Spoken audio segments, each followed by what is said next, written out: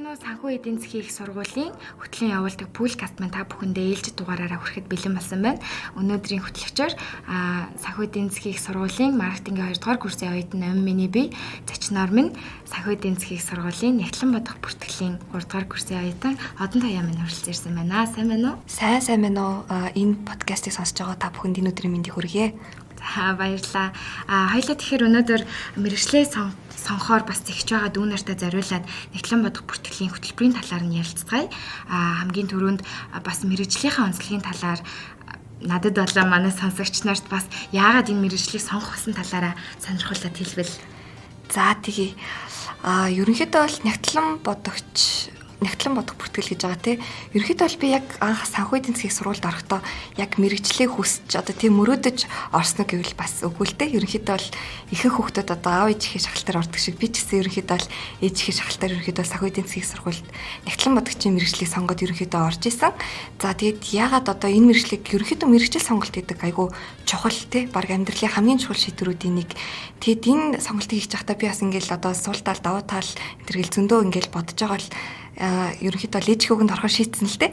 За тэгээд энэ ерөнхийдөө тэр ээжийн саналыг одоо зөвшөөрөхөд эсвэл эсэргүүцэхэд одоо гол одоо хүчин зүйлүүд юу байсан бэхээр одоо эхнээс мэржлийнхээ жоохон сул талуудыг ярих юм бол хүмүүс айгүй уйтгартай ажилтэй дандаа ингээл баахан уурсан цаасны ард ингээл шилээ хамран дээрээ тогтсон ихчнэр ингээл амар ууртай тооны машинуудэл ингээл энэ мөнгөийг ч өгөхгүй тэр мөнгөийг ч өгөхгүй гэл ингээл байж идэг гэл хүмүүс ерөнхийдөө бол тэгж ярьдаг. За тэрийг бол би үнэн гэж боддог байсан. За хоёрдугаарт ерөнхийдөө бол одоо яг техnoloги хөгжиж байгаа 900-д те роботоор бид нэрийг одоо 10 20 жил дутхгүй орлуулагдаад ихэнх нь ингээд байхгүй болноо сүрэх мэрэгжилтэй тэргээд ерөнхийдөө тиймэрхүү юмнууд бол ингээд аягүй хэрэгддэг байсан.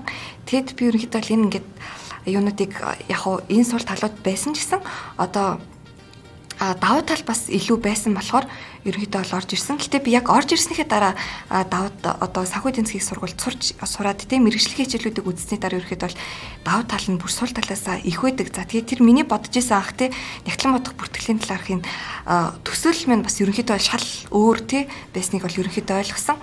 За тэр одоо ерөнхийдөө бол тэр нөгөө нэг товчхондоо хэлэх юм бол одоо нөгөө тооны машинд ингээл нүдэлээдэг ууртай ихч нар бол ерөөсөө нягтлан болгон тийм байдаг юм байна. За тооцооны нягтлан гэж байна те. Аудитор мэргэсэн хүмүүс байна, татраар мэргэсэн хүмүүс байна. За нийгмийн татварлаар ч гэсэн ингээл зөндөө олон нягтлангууд байна. Ингэнгүүт энэ хүмүүс бол ерөнхийдөө ерөөсөө дээшээ твждгүү ингээл нэг л ингээл тайлангаа гаргаад тоогоо бодоод хүмүүсийн цалин тавиал гэдэг тийм уйдгартай ажил бол биш юм байна. Одоо бизнес хийлээ гэхэд те хамгийн гол нуруу нь бол ерөөсөө мөнгө л бизнесийн чинь мөнгө олох гэж хийж байгаа тэр мөнгөийг яаж зөв зарцуулах уу, яаж ашигтай ажиллах уу гэдгийг бол нягтлангууд л мэдж байна. Тийм учраас одоо ирээдүйд бизнестэй болсон ч гэсэндээ яг ингээд нягтлан байснараа тий нягтлангаар төсөв бизнестэй боллоо гэхэд ерөнхийдөө бол одоо тэр алдагдал хохирол хаана гарч ийн хаана одоо ингээд хөрөнгө оруулалт илүү ашигтай байх гэх мэтчлэн энэ олон зүйлсийг бол ерөнхийдөө сурж авах хамгийн гол суурин гэдгийг бол нэгдүгээр ойлгож авсан. За хоёрдугаарт ерөнхийдөө бол бусад мэргэжил рүү хөрөхөдчсэн илүү амар те одоо жишээ нь магистрта эсвэл эдийн засгаар ажиллахыг хүсэж байгаа хүмүүс бол нягтлангаар одоо бакалаврын зэрэгээ хамгаалах тиймэрхүү хандлагууд тохиолдлууд ер нь бас нэлээдгүй байдаг. За ялангуяа манай сургуульд бол одоо Нягтлан бодогч одоо бодох бүртгэлээр суралцж байгаа оюутнуудаа ингээд 4 багц хичээлийг ингээд илүү дэлгэрэнгүй болгож үздэг. За тайлангийн санхүүгийн тайлангийн шинжилгээ, аудит, удирдлагын бүртгэл, за тэгээ татвар гэх мэтчлээ одоо энэ 4 багцыг бол ерөнхийдөө бид нэр 3 4 дэх курстэй сонгоод нэг нь илүү дэлгэрэнгүй үздэг. За тэнгууд ерөнхийдөө бол зөвхөн тэр одоо аудит татвар энэ төр гэдэг маань бол ерөөсөө зөвхөн тайлан гаргахаас бас шал өөр асуудал одоо шал өөр илүү тал руугаа мэргэсэн болоод ирж байгаа юм л та. Тийм тэр роботор одоо ингээд орлуулагдана гэдэг ч гэсэн те ерөнхийдөө бол одоо робот бол ингээл дандаа механик ажлуудыг хийж байгаа шүү дээ. Одоо нөгөө нэг өдөр болгоны ажил гүйлгээний тайлан ингээл гаргаал ингээл анхан шатны баримтууд бүртгэл тэр ажлуудыг бол ерөнхийдөө анх одоо нөгөө нэг мобайл банк гэж гарч ирэхэд чсэн хүмүүс одоо тэлбэрүүдийг ажилгүй болгоно тий тэдний хийдэг ажилгүйлгэнүүдийг ерөнхийдөө бол одоо уцаар хийж болно гэтэл одоо бидний ингээл банкнд очор дараал хэвээрээ байгаал гэл биднэрт үйлчлдэг тэлбэрүүд маань чсэн ингээл байгаад идэг. Ерөнхийдөө бол яг уу тооцоо тэр механик ажлуудыг л одоо илүү роботоор орлуулагдаж нягтлангуудын ажил хялбаршно гэхээс ерөнхийдөө бол энэ мэргэжил устж үгүй болно гэдэг бол ерөнхийдөө бол арай болоогүй гэдгийг хэлмээр байна. Тийм шүү. За тэгэхээр бас Нябо гэдэг мэрэгчлийг эзэмшээд явж байгаа хүний хувьд гэх юм бол ямархуу шинж чанартай хүмүүс Нябо бол зүгээр юм шиг чиний бодлоор санагдаж байна вэ? Аха. За миний бодлоор хамгийн ингээл хамгийн бус тэнхмийн хүүхдүүдээс эсвэл бусад мэрэгжлийн хүүхдүүдээс юу яаж байгаа онцгойрдог юм гэх юм бол миний бодлоор нямбай илүү нягхуур гэх юм уу. Тэгэд илүү хариуцлагатай байдаг гэж би бол ер нь боддог. Ингээл ерөөхдөө бол баахан тгийн тоо бичээлтэй нэг тгийг л буруу бичих юм бол тэр чинь ингээл маш олон ингээл алдаанууд ингээл том хэрэгүүд ингээл үүсч болно шүү дээ. Тэндээс эрсдлүүд үүснэ. Тийм учраас ерөөхдөө бол хариуцлагатай байх тэр бүх тоонуудыг зөв буруу бичиж гинүү гэдэг ингээд нягхуур тооны машин дээр тоо бичижлэхэд нэг бурууга буруу дарчлахэд тэрнээс болж зөндөө асуудал үүсэх учраас тэрийг хүртэл ингээд юу яаж шалгах маш тийм нягхуур байдлаар ингээл гол онцлог байдаг гэж би бол боддог. Тэгэхээр яг нягуурын занг бас санхүү эдийн засгийг сургуульд сурж байхдаа энэ цаг хугацаанд бас өөрөө энэ чадварыг эзэмшиж чадсан уу? Ер нь ямар хөө чадваруудыг хамгийн их суралцаж чадсан бэ? Мэргэжлийн талаас ч тэр, хувийн талаас ч тэр сонирхуулаад бас хэлвэл.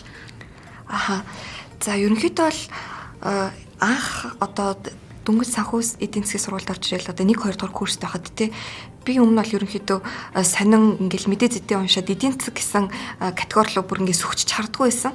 Ойлгодгүйчгүй байсан. Тэгэл яг 1 2 дугаар курс яалтчгүй ингээл мэргэжлийн холбогдлолтой болол тэр нэр ингээл сонирхолтой ингээл үзэнгүүт Монгол банкнаас тэглээ инглээ гэл тэгэнгүүт яг ингээд яг хэмээн ойлгодог болчтой юм лээ. Тэгэл жишээ нь өөр нийт шиг юм бол яг манай гэр бүлүүдтэй хамаатай садан таньдаг ах эгч нар ч байт юм уу ерөөдөө жижиг аж ахуйн нэгжтэй эсвэл хувийн бизнес эрхэлдэг тиймэрхүү хүмүүс зөндөө байна. За тиймэрхүү хүмүүстээс татвар чинь ингэдэг штэ. Тархаа таланг тэднээс өмнө тэгж явуулах хэвээр X таланга заавал явуулах хэвээр штэ энэ төр гэл. За би явуулаад өгөө гээл. Би татрын таланг гаргах чинь туслая гэх мэтчлээ. Ерөөдөө бол практик дээр бас зөндөө олон хэрэглэгдэжсэн. Мэргэжлүүд ерөөдөө бол сургуулаа төгсөөг байхад ингэж хэрэг болж байгаа. Надад ерөнхийдөө одоогийн байдлаар бол тэгэд ерөнхийдөө бол гэр орныхоо өрхийн санхүүгээ барихад ч гэсэн манай ээж ингээл мөнгө төгрөгийг тийш шилжүүлэх болох энэ төр гингүүд за миний охин хийгээрээ за отно гээл намайг ерөнхийдөө бол тэгдэг. Тэг ерөнхийдөө бол хувь хүний талаас мэргэжил минь ерөнхийдөө бол тэгж л илүү их нөлөөлж байна. За ядчил аль банкнд хадгаламж нийвэл илүү өндөр хүүтэй байна илүү ашигтай байна. Хаашаа хөрөнгө оруулалт хувьцаа авах уу 1072 хувьцаагаа яах уу энэ гэл тэрнэр хүртэл манай гэрхэн бүгдээ одно гэж тэгдэг. Тий. За тэгэхээр ийм мэрэгчлээ ийм дуртай байна, мэрэгчлээ ийм сайн ойлгож байна, мэрэгчлтэйг ийм ойрхон байж байгаа хүн юм байна гэж би чамайг л харж байна. Тэгэхээр чөлөөт цагаа бас яаж зарцуулдаг вэ? Ер нь ингэж хичээнгүйлэн сурж байхад хэрэг чөлөөт цаг чамд гарч ийн вэ? Ерөөдөө анх санхүүд орохдоо болохоор би яг ингээл хүмүүс ярьдаг штеп. Санхүүгийнхэн ангаахынхын л ерөнхийдөө бол хамгийн загвар байдаг ерөөсө толгоогоо жүндэлэх загвар тоо бодоол ингээл байж идэг. Гэл би бол яг тиймэрхүүл төсөөлтөд орж ирсэн. Тэгсэн чинь манай сургуулийн хүүхдүүд юм хичээл ингээл хажуугаар нь хувийн бизнес эхлүүлж гисэн эсвэл баг модель дуучны карьертэй ч байт юм уу. Гэл ерөнхийдөө бол хичээл бол зүгээр ингээд тэр их хамгийн хэцүү гэж боддог хичээл нь зүгээр тэр хүмүүсийн хувьд байх ёстой зүгээр суур юм тэрнээсээ гадна ингээд амьдралаа ингээд авч яваад хуйхаа хөгжил карьерийг ингээд авч явдаг. Би ч гэсэн ерөнхийдөө бол иймэрхүү хүрээлэлд ороод ийм хүмүүсийн дунд ингээд сураад эхлэхээр би бас ерөнхийдөө бол зөвхөн хичээл бол амьдрал биш мэн хичээлээс гадуур бас зөндөө юм хийх ёстой мэн гэдэг өөрийгөө хөгжүүлэх ёстой мэн гэдэг тийм ойлголт төрөөд нийгмийн идэх ерөнхийдөө бол нэлээд ягаад залуучуудын нийгэмдэх улс төрийн оролцоо тал дээр ерөнхийдөө нэлээд их ажил хийж 1-р курсээс эхлээд ажил хийж исэн. Тэгээд одоо л ерөнхийдөө нүүбийн залуучуудын зөвлөх хорооны зохицуулагчаар бас хичээлгээ хажуугаар залуучуудын нийгэмдэлтгүй оролцоог сайжруулах гад зөндөө төсөл хөтөлбөрүүд хэрэгжүүлээд явж байгаа. Ер нь саяны ярианаас нь ойлгоход сэзэст орж ирээд бас мундаг хүмүүсээр өөрийгөө хүрээлүүлээд улам илүү урагшаа твших ёстой гэдгийг ойлгосон гэж би бас харж байна мөн үү те.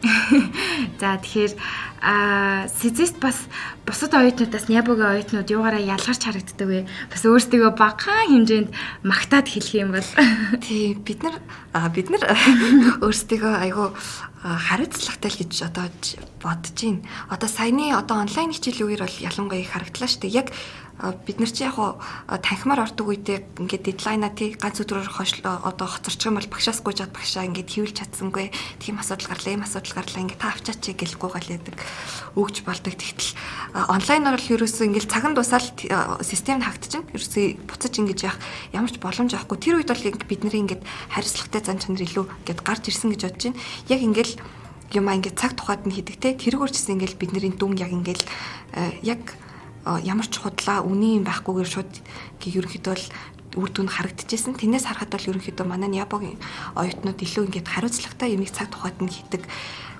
Яг тэр төлөвшлөл нь илүү бусад оюутнуудаас илүү харагдчихсэн гэж би хувьдаа бодож байна.